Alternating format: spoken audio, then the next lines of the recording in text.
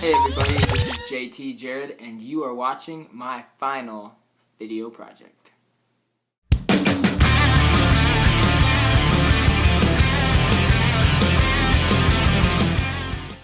The purpose of this video is to be a summary of all the things that we have learned in class this semester.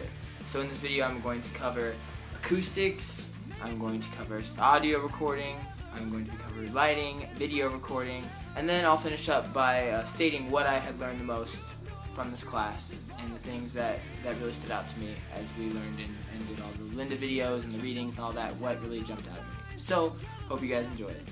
Thanks.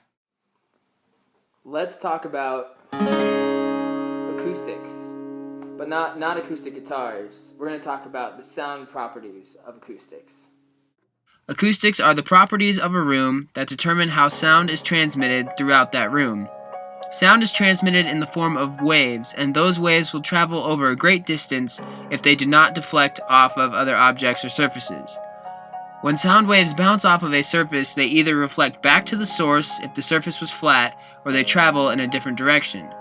Rooms that have all flat walls, like a racquetball court for example, have horrible acoustic properties because sound waves will bounce around for a long time and all that sound comes back to the source. Most recording studios use acoustic paneling, which is made up of foam, carpet, or other dense materials. This material helps absorb the sound waves upon initial impact, lessening the echo in the room. Most acoustic paneling is made of small triangles or smooth curvature, which helps with diffusion. The diffusion of the sound waves prevents the sound waves from combining at a point where a strong echo can be made. Acoustics really make a huge difference, so any great recording starts with a room with great acoustic.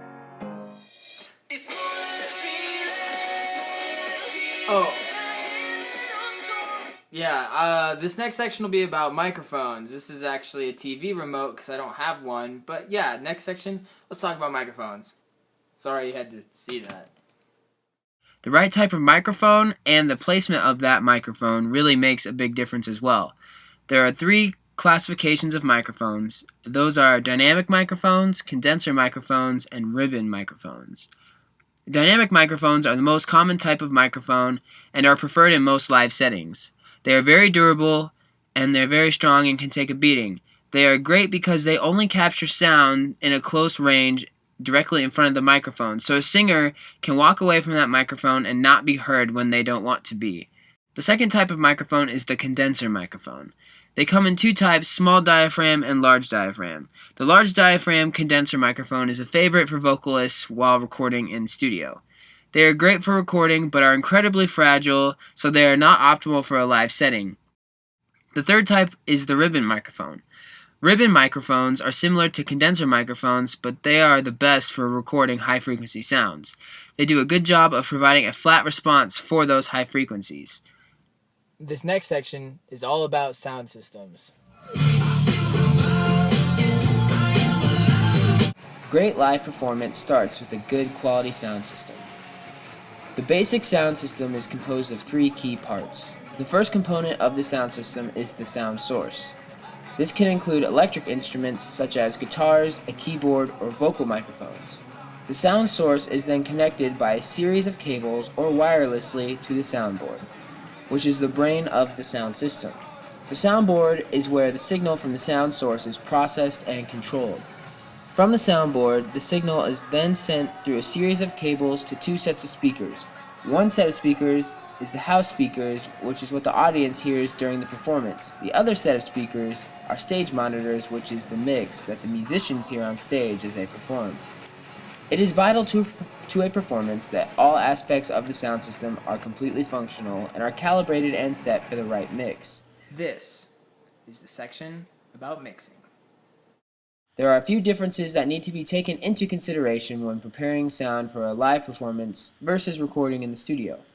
One thing that needs to be considered is the venue. Every venue is going to be different, and these venues will all have different acoustics, but generally in the live setting, the mix will need to have less highs and boosted lows and mids. The highs cut through the mix better, and therefore less is needed than in the studio when that can be controlled for through acoustic paneling.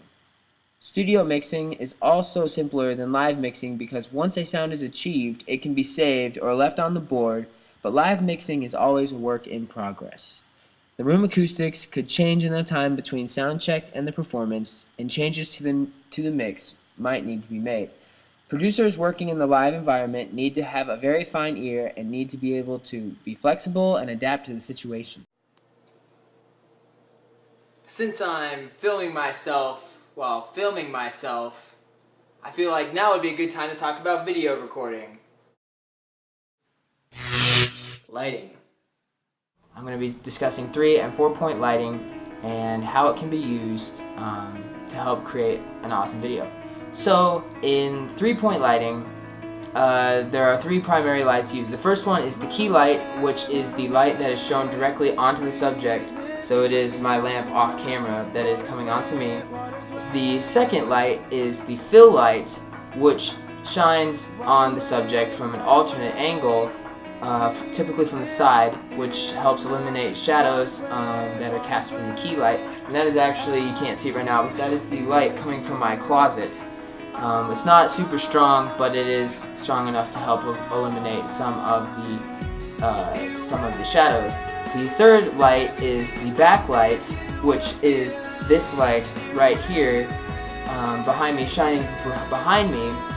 And the final, I'm actually using a 4-point system today, and the fourth light in a 4-point lighting system is the background light, which is this lamp here that is shining against the back wall here above me.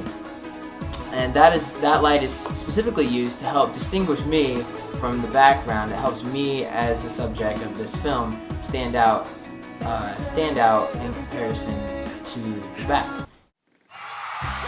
Alright, well there you go, boys and girls. That was a brief summary of all the things we have learned this semester in this class. One of the main things that I really took out of this class this semester was all the principles of lighting. I didn't know any of that coming in, as well as just in any sort of production, whether it be video or musical production.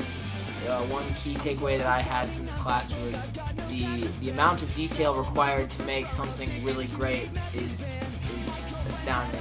There's so much work that has to be done, and so many little details really make the overall project really become great. So I just want to thank you so much to Professor Fowler for his teaching and all that he did for us this semester. And thank you for you guys for sharing your videos. I had a good time watching them. Hope you guys enjoyed mine. Thanks again for watching. I hope you guys have a great break, and I'll see you guys all next semester. Thanks.